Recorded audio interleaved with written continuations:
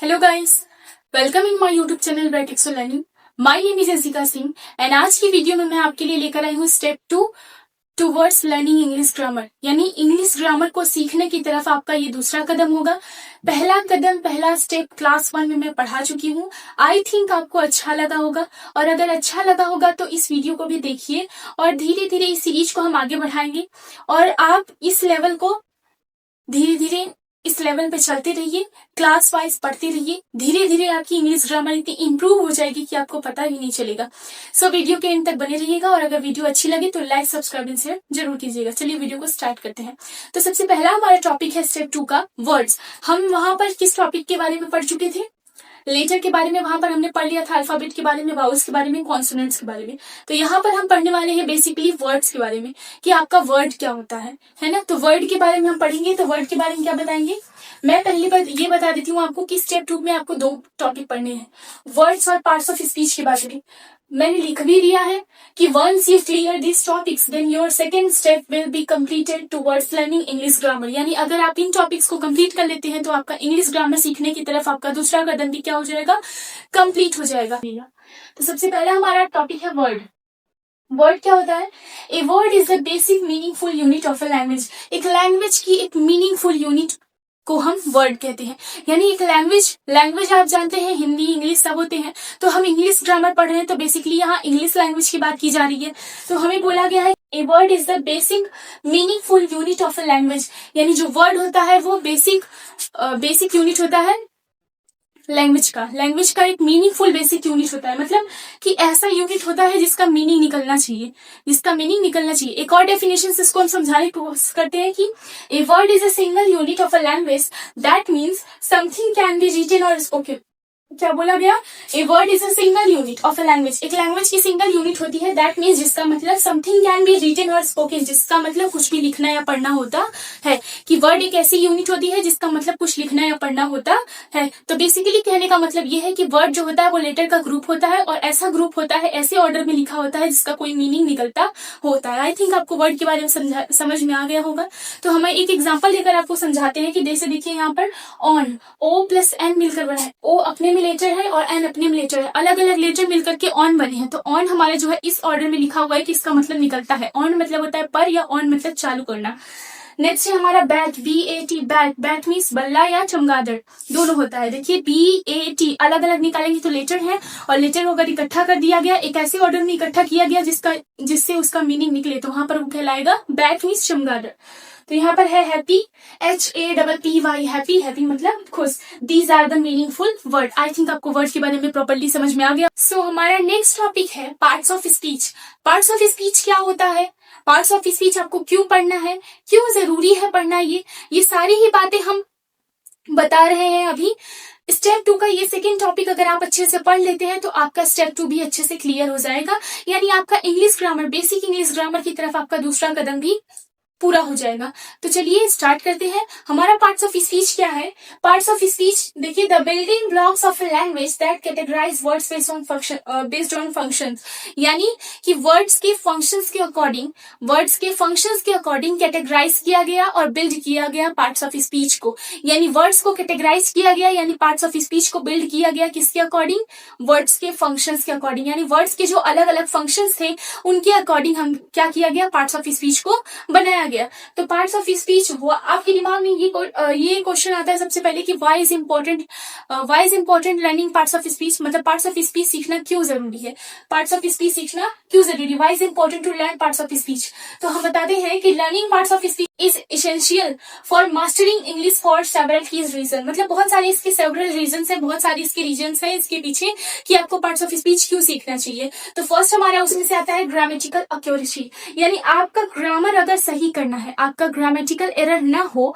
यानी competition level में क्या होता है, आपके ग्रामर पूछता है। आप बेस लेवल से तैयारी कर रहे हैं, बहुत अच्छी बात है, लेकिन अभी से ध्यान रखिए कि जैसे कोई भी गलती ना हो आपके सेंटेंस में, तो आपको पार्ट्स ऑफ स्पीच आना ही आना चाहिए। नेक्स्ट है हमारा सेंटेंस स्ट्रक्चर। अगर आपको सेंटेंस स्ट्रक्चर अच्छा बनाना है अपना, तो पार्ट्स ऑफ स्पीच तो जरूर ही आने चाहिए।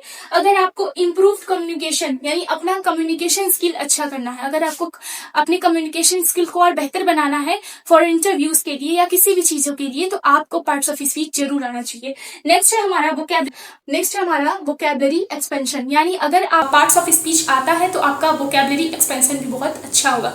एक्सपेंशन का मतलब होता है विस्तार या प्रसार, या वोकैबुलरीज भी बहुत ज्यादा ही याद होंगी। नेक्स्ट है हमारा बेटर अंडरस्टैंडिंग। अगर आप ये सारी ही चीजें सीखते हैं तो सिंपल सी बात है कि आपका अंडरस्टैंडिंग लेवल बहुत अच्छा होगा। सिंपल सी बात है कि अगर आपका ग्रामेटिकल एरर नहीं होगा, आपका कम्युनिकेशन स्किल अच्छा होगा, तो बेटर अंडरस्टैंडिंग तो होगी ही होगी। यानी इन सारी ही बातें, और ये सारी ही बातें आपके पर्सनैलिटी से कितनी रिलेट करती है, पहले आप ये सोचिए। यानी पार्ट्स ऑफ स्पीच सीखना बहुत ही आपके लिए जरूरी है। तो बेसिकली हमारा अब पढ़ने वाले हैं हम पार्ट्स ऑफ स्पीच के बारे में, जिसके बारे में मैंने बताया अभी अभी आपको कि पार्ट्स ऑफ स्पीच जरूरी है। क्यों पढ़ना, कि मतलब पार्ट्स ऑफ स्पीच को पढ़ना इतना जरूरी क्यों है, क्योंकि ये आपके ग्रामेटिकल एरर को ठीक करता है। तो इसीलिए हम बहुत सारे रीजन मैंने आपको बताया। तो पार्ट्स ऑफ स्पीच अब हम डिटेल वाइज समझते हैं। तो पार्ट्स ऑफ स्पीच हमारा होता है, there are 8 parts of speech. There are 8 parts of speech. First noun, second pronoun, third verb, fourth adjective, fifth हमारा है एडवर्ब, फिर सिक्स्थ हमारा है प्रेपोजिशन, सेवेंथ हमारा है कंजंक्शन एंड लास्ट हमारा है इंटरजेक्शन। तो हमारे होते हैं noun, pronoun, adjective, verb, adverb, preposition, conjunction और इंटरजेक्शन। तो ये हमारे 8 होते हैं पार्ट्स ऑफ स्पीच। बारी बारी इनके बारे में हम समझेंगे डिटेल वाइज। ये हमारा है पहला टॉपिक नाउन। तो नाउन के बारे में क्या बताएंगे, names a person, place, thing और आइडिया। यानी कि किसी भी पर्सन के, प्लेस के और थिंग के नेम को क्या बोलते हैं हम, नाउन बोलते हैं।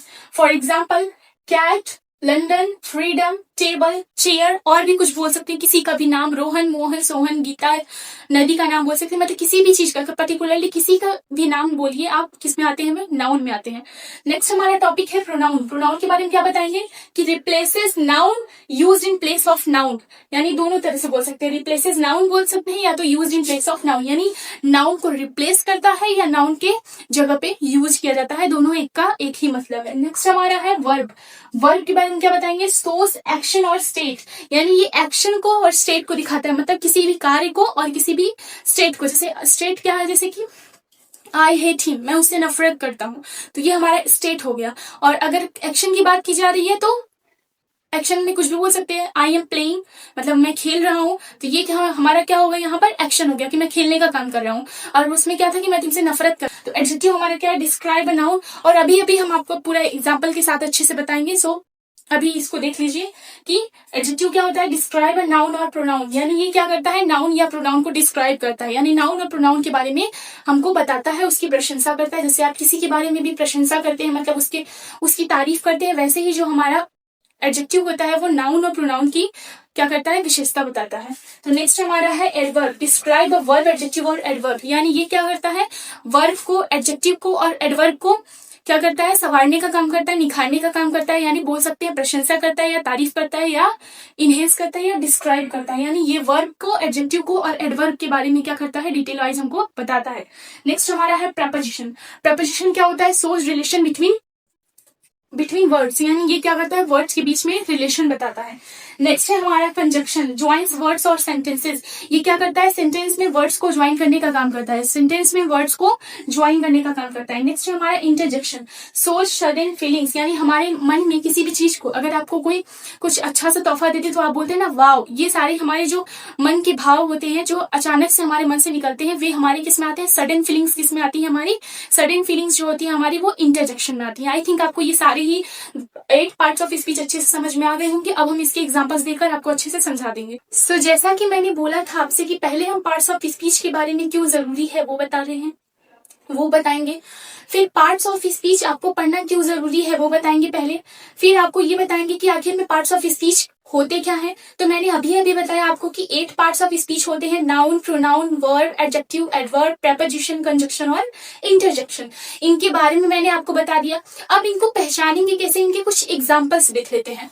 तो सबसे पहले बात आती है नाउन की। तो मैंने बताया था कि उसमें किसी भी पर्सन का नेम हो, किसी भी चीज का नेम आप ले सकते हैं। तो किसी भी चीज का नाम ले लीजिए, जैसे जॉन किसी लड़के का नाम हो गया, दिल्ली किसी प्लेस का नाम हो गया, और बुक किसी थिंग का नाम हो गया, एटसेट्रा। ठीक है, एटसेट्रा ऐसे आप ले सकते हैं। बहुत सारे एग्जांपल्स ले सकते हैं। जैसे अगर मैं इसका एक सेंटेंस स्ट्रक्चर करना चाहती हूँ, सेंटेंस स्ट्रक्चर बनानी चाहती हूँ इससे, तो मैं क्या बोलूंगी, दिस बुक, या आप बोल सकती हूँ कि मैं John read the book, John read the, John reads the book, John reads the book, John किताब पढ़ता है। देखिए वहां पर जॉन जो है वो हमारा क्या है, नाउन है। नेक्स्ट बात करते हैं हम प्रोनाउन के बारे में, नेक्स्ट बात करते हैं हम प्रोनाउन के बारे में कि प्रोनाउन क्या होते हैं। तो प्रोनाउन, जैसा कि मैंने बोला था कि अगर नाउन नहीं रहता है तो प्रोनाउन का यूज करते हैं। जैसे मैंने बोला कि रानी एक अच्छी लड़की है, रानी रोज स्कूल जाती है, रानी की माँ बहुत अच्छी है, तो मैं बार बार रानी बोलने की जगह उसकी जगह बोल सकती हूँ कि उसकी माँ अच्छी है, वो रोज पढ़ने जाती है। तो ये मतलब वह, उसका, उसकी, ये सब जो वर्ड्स हम यूज कर रहे हैं वो हमारे क्या आते हैं, प्रोनाउन में। तो प्रोनाउन, ये सब वर्ड हमारे कहाँ आते हैं, प्रोनाउन में। तो प्रोनाउन में हम क्या लिखेंगे, he, she, it, they, we, I, you, etcetera. ठीक, इससे भी एक हम सेंटेंस स्ट्रक्चर बना सकते हैं। जैसे he is very beautiful, he is very beautiful, कि वह बहुत सुंदर है, वह बहुत सुंदर। चलिए शी ले लीजिए, शी ज्यादा अच्छा लगेगा, शी इज वेरी ब्यूटीफुल। ठीक, ये हमारा एक प्रॉपर सेंटेंस स्ट्रक्चर हो गया। इसलिए हमारा शी क्या है, प्रोनाउन। वर्ब के बारे में बात करते हैं तो ये एक्शन और स्टेट को दिखाता है। तो फॉर एग्जाम्पल स्लीप, सोना, प्ले, खेलना, रन, दौड़ना, लव, प्यार करना, हेट, नफरत करना। तो ये हमारे सारे एग्जाम्पल्स जो है ये हमारे वर्ब के हैं। तो मैं सेंटेंस स्ट्रक्चर इससे करती हूँ, एक सेंटेंस बनाते हैं इससे कि I am playing, I am playing, I am playing, मैं खेल रहा हूं। नेक्स्ट है हमारा एडजेक्टिव। तो चलिए यहाँ से आप पढ़े हैं जो, उसके बारे में थोड़ा बता देते हैं आपको। इसमें क्या आता है, वर्ब में आपका इज, एम, आर भी आता है। आपका ये किसमें आता है, ये आपका वर्ब में आता है। ये दोनों इज, एम, आर और sleep, play, run, love, hate, ये सब आपके किसमें आते हैं, वर्ब में आते हैं। तो मैंने एक सेंटेंस स्ट्रक्चर किया, मतलब सेंटेंस बनाया, आई एम प्लेइंग। तो उसमें आई क्या है, अभी अभी आप पढ़े कि आई किसमें आता है आपका, प्रोनाउन में। मैं खेल रहा हूं, मैंने अपना नाम ना लेकर मतलब नाउन नहीं बोला मैंने। अगर मैं अपना नाम लेती तो नाम मेरा नाउन रहता, पर मैंने अपना नाम ना लेकर बोला मैं खेल रही हूँ, आई एम प्लेइंग, यानी एम, और इसमें एम और प्लेइंग आपका क्या हो जाएगा, वर्ब हो जाएगा। नेक्स्ट है हमारा एडजेक्टिव। तो एडजेक्टिव के बारे में आप क्या बताएंगे, जैसे हैंडसम, डी साइलेंट रहेगा, याद रखिएगा। ब्यूटीफुल, और क्या हो सकता है, और लिख सकते हैं आप टॉल, शॉर्ट। तो ये सब आपकी क्या है, एडजेक्टिव के एग्जांपल्स हैं। ये सब आपके क्या है, एडजेक्टिव के एग्जांपल्स हैं। इसी सेंटेंस स्ट्रक्चर करना चाहेंगे तो जैसे कि मैंने पहले भी एग्जांपल्स में आपको बता दिया था। चलिए एक और एग्जांपल ले लेते हैं कि दिस चेयर, छोड़िए दिस चेयर नहीं, this scene is very beautiful, this scene is very beautiful, या this scene is very amazing, कुछ भी बोल सकते हैं आप। फिर ठीक है, अगला हमारा क्या है, एडवर्ब। क्या है, एडवर्ब। एडवर्ब के बारे में आपके बताएंगे, जैसे होता है ना क्विकली, क्वाइटली और पोलाइटली, और क्या लिख सकते हैं आप, फॉर्मली। ये सब आपके क्या है, एडवर्ब है। तो इससे एक सेंटेंस स्ट्रक्चर कर लेते हैं हम। सी इज ऑलवेज टॉकिंग पोलाइटली। अभी आपको सेंटेंस समझ में ना आए, बस इतना समझते रहिए कि इसमें हम इसका यूज कर पा रहे हैं। आपको ये तो समझ में आ रहा होगा कि इसमें हम इसका क्या करें, यूज कर रहे हैं। जैसे सी इज ऑलवेज टॉकिंग पोलाइटली, मतलब वो हमेशा विनम्रता से बात करती है, मतलब वो एकदम सॉफ्ट स्पोकन। तो मैंने क्या बताया आपको एडवर्ब के बारे में, क्विकली, क्वाइटली, पोलाइटली, फॉर्मली। तो मैंने प्रॉपर सेंटेंस स्ट्रक्चर इसका बनाया कि सी इज ऑलवेज टॉकिंग पोलाइटली। चलिए जो जो पढ़ा है आपने इसमें से बताइए। तो सी क्या है हमारा, प्रोनाउन, इज क्या है हमारा, वर्ब, ऑलवेज टॉकिंग पोलाइटली। तो टॉकिंग पोलाइटली मतलब टॉकिंग मतलब बात करना एक एक्शन है, तो वो हमारा किसमें आ गया आपका वर्ब में, पोलाइटली आ गया किसमें आपका एडवर्ब में, और इज आपका क्या है वर्ब है, ठीक है। और देखिए एडवर्ब के बारे में क्या होता है, she is always talking politely, politely कैसे बात कर रही है वो पोलाइटली। चलिए आगे देखते हैं प्रपोजिशन के बारे में। प्रपोजिशन के एग्जांपल्स होते हैं in, on, at, ever, in, on, at, ever etcetera, ठीक है। तो एक एग्जांपल ले लेते हैं इसका भी, कि जैसे द, इसका एक होता है, इसमें अंडर भी होता है, क्या होता है एबव और अंडर, क्या होता है एबव और अंडर, मतलब नीचे और एक्सेट्रा होते हैं। चलिए देखते हैं, इसकी बात करते हैं हम, एक सेंटेंस स्ट्रक्चर बनाते हैं इसका भी, जैसे the cat jump, the cat jumps on the table, यानी बिल्ली जो है वो मेज पर कूदती है, बिल्ली जो है वो मेज पर कूदती है। तो यहाँ पर हमारा जो ऑन है वो प्रेपोजिशन है, टेबल हमारा किसी थिंग का नाम है तो नाउन है, और द कैट यानी बिल्ली हमारा क्या है, बिल्ली किसी एनिमल का नाम है वो भी नाउन है, जंप मतलब कूदना वो आपका वर्ब है। तो चलिए आगे चलते हैं कंजक्शन में। कंजक्शन हमारा क्या करता है, वर्ड्स को जोड़ने का करता है, सेंटेंस में वर्ड्स को आपस में जोड़ने का काम करता है कंजक्शन। तो जैसे लगा देते हैं कंजक्शन में, जैसे बट, बिकॉज, so that, तो ये सब हमारे इसके एग्जांपल्स हैं कंजक्शन के। तो एक एग्जांपल ले लेते हैं, I am busy, I was busy, एक याद रखिएगा आई के साथ वॉज का यूज होता है, क्या बोलेंगे I was busy but I help him, मैं बिजी था लेकिन मैंने उसकी मदद की। इंटरजेक्शन में क्या बोलेंगे आप, इंटरजेक्शन में बता देंगे जैसे सडन फीलिंग्स जो होती है आपकी, सडन फीलिंग्स आपकी कौन कौन सी होती है। फॉर एग्जाम्पल ले लेते हैं, अगर सरप्राइज में है तो वाओ, क्या बोलेंगे वाओ, और क्या बोलेंगे आप, क्या बोल सकते हैं वाओ बोल सकते हैं, और आप बोल सकते हैं ओह, हे, ठीक। ये सब जो आप वर्ड्स यूज करेंगे वो इंटरजेक्शन के। तो एक इसका सेंटेंस स्ट्रक्चर बना लेते हैं, क्या बनाएंगे इसका सेंटेंस स्ट्रक्चर, इंटरजेक्शन का तो यहाँ पर लेते हैं, जगह नहीं है थोड़ा सा, तो इंटरजेक्शन का सेंटेंस स्ट्रक्चर ले लेते हैं।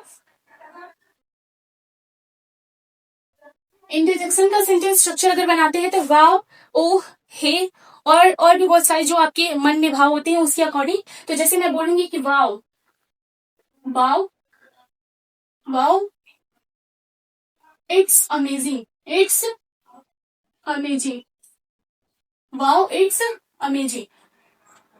तो ये सब थे हमारे एग्जाम्पल्स। तो आई थिंक आपको पार्ट्स ऑफ स्पीच के बारे में डिटेल वाइज समझ में आ चुका होगा। चलिए नेक्स्ट वीडियो में मिलते हैं, आज के लिए इतना ही। Thanks for watching.